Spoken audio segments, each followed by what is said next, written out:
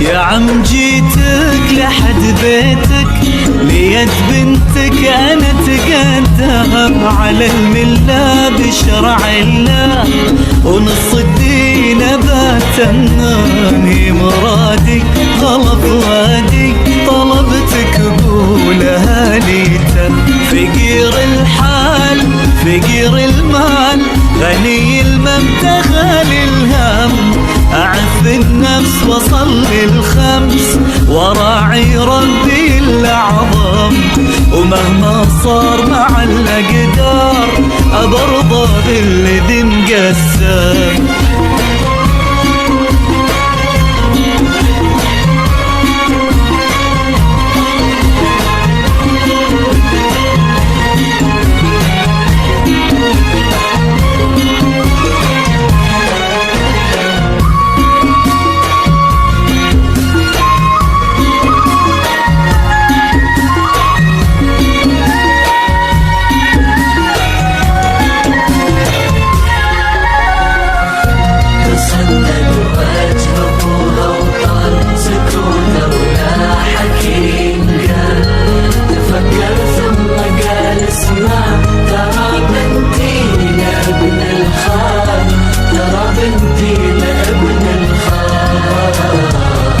يا عم أرجوك لا ترمي الشوق في عيني وقلبي المغرم بطهر الأرض عرفنا بعض من احنا صغار لو تعلم لا تحرمنا لا تعدمنا وربك ما رضى بالظلم يا عم ناظر ترى الخاطر يبيها من سنين مكم يا راعي الخير هوانا طير لا توقف في طريق الحلم وخذ مني وعد اني اخليها في مجرى الدم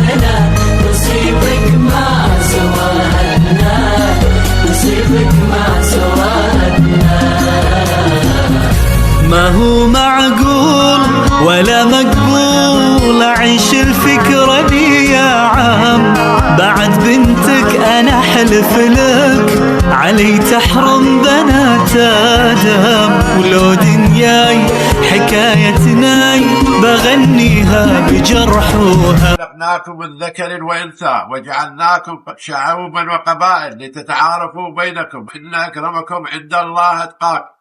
صدق الله العلي العظيم. خواننا اليوم خواننا الكلابات وخواننا الكلابات ومصرك خواننا لا بالله صدق لا بالله صدق لانه احنا لو نرجع جنة علي بن ابي طالب عليه السلام يوم اختار ام البنين في ذلك الوقت اختيار كان صحيح. واليوم الكلابات جايين لكم مختارين مسؤولتكم على سنة الله ورسوله ولكم الحج بعد. اكو واحد عنده حديث بعد؟ لا بالله ما عندي لكم غير على الخير والبركه ان شاء الله.